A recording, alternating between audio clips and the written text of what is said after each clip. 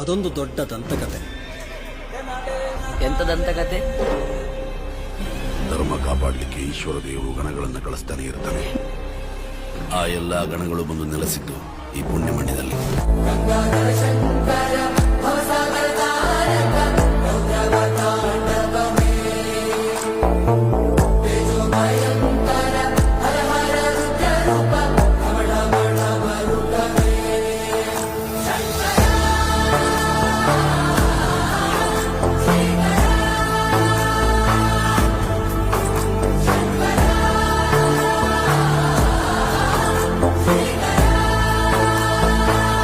ಕಣ್ಣಿಗೆ ಕಾಣಿಸುವ ದೈವ